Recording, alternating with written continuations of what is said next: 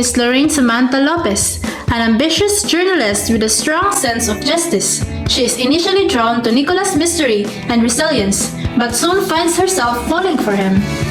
He is Nicholas Visarius, a brilliant, powerful, and reclusive business tycoon.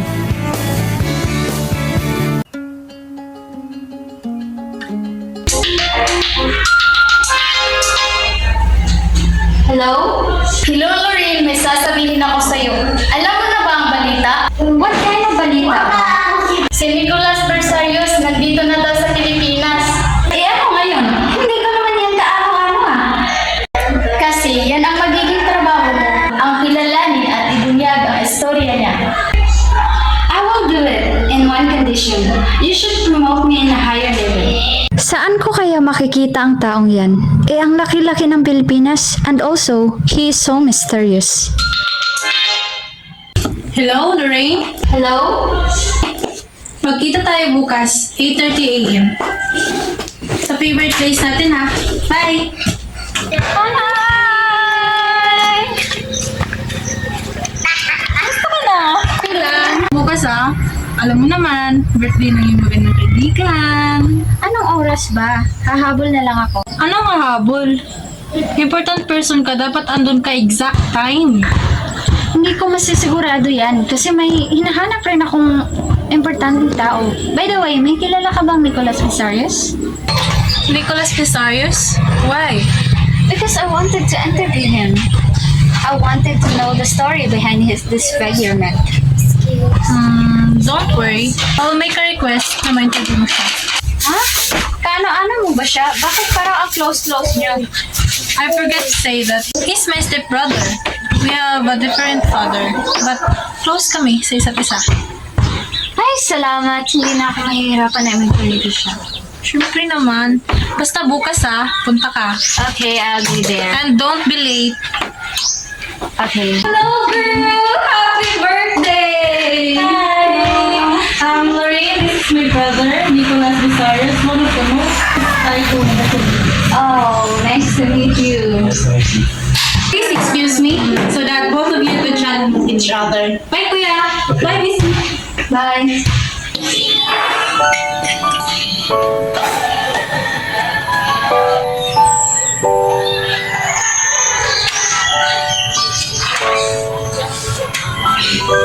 What do you want from me?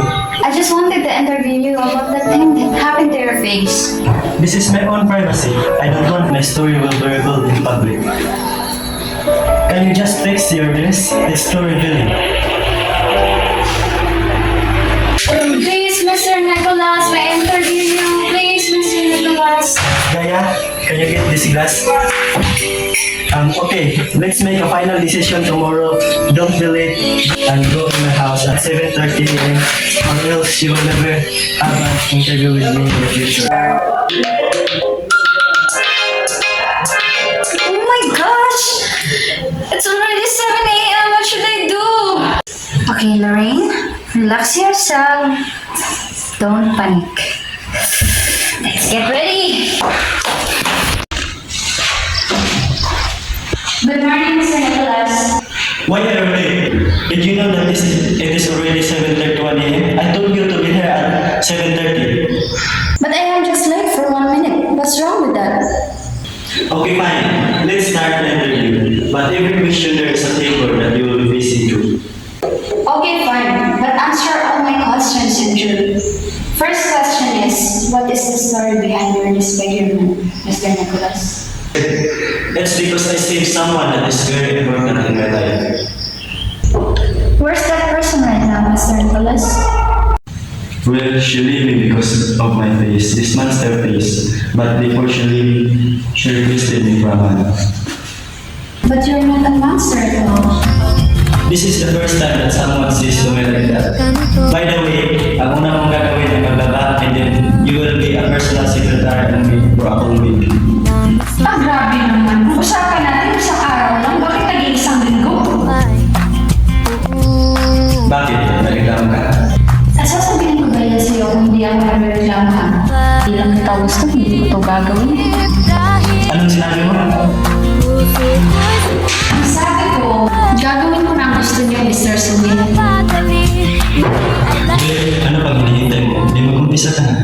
A few moments later. Ang buhay ko? Ang journalist naging labandera? Bihira lang ito nangyari. Oh my God. Ano nangyayari sa akin? 2 hours later. Susubukan ko mamahal ko ng aking inay. At naging ganito ako. Kasipag ngayon. Ano ba naman to? Ang journalist naging labandera? Kung may award lang, papupunta yun sa akin. The award goes to Lorraine Samantha Lopez. Nicolas Bisarios, manda ka, makukuha rin kita.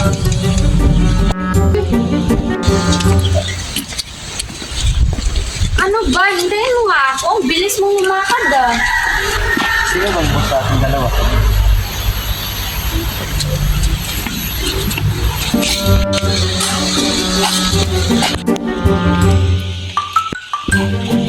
Aray! Ang tanga mo kasi. Kasalanan ko bang huminto ka dyan? At ako pa ang tanga ngayon? Behave yourself. Bahala ka.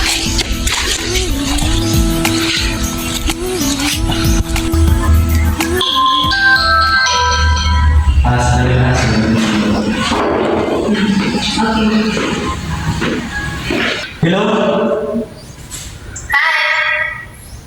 Did you miss me?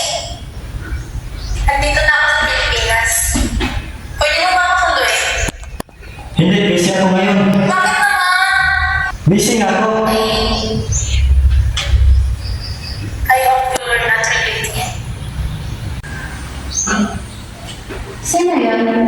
Wala kapatid ko na rin galing ibang bansa nagkakasundo.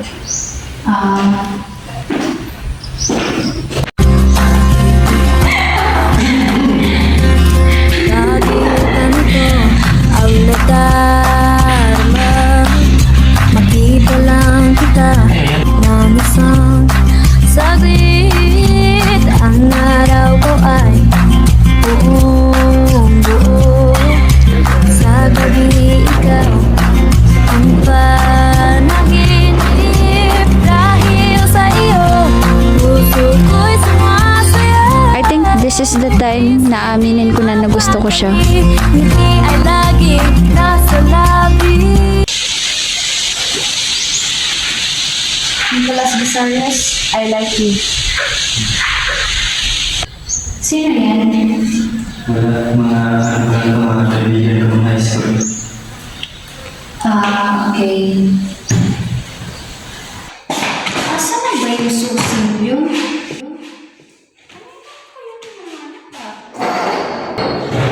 Ah, ito lang pala. Ano to? Sino to? Sino yan? Wala mga kaibigan ko ng high school. Okay. Hindi naman to picture na magkakaibigan. Parang nga tong family picture eh. Sino kaya tong mga to?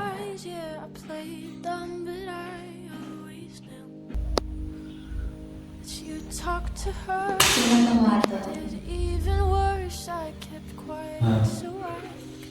Ito pala yung dati ng pamilya. Sila yung important person na nagminto ko sa iyo noon na aking niligtas. At sila din yung naging dahilan ng pagkasunog ng balat ko ngayon.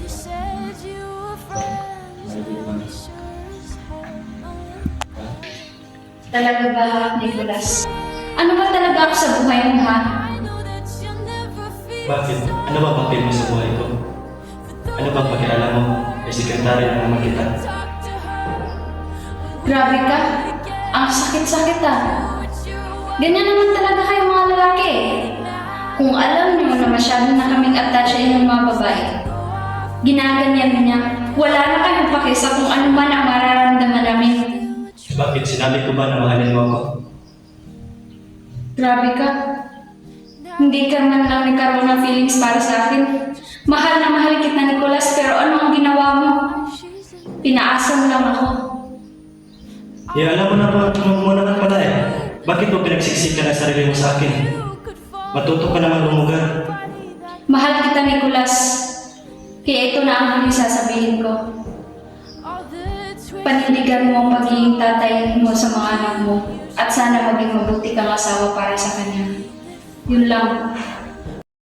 You betrayed me, and I know that you never feel sorry for the way I hurt. Yeah, you talked to her when we were together. Loved you at your worst, but that didn't. Can you just fix your dress? It's too revealing. 2 weeks to go off and date her. Guess you didn't cheat, but you're still a traitor.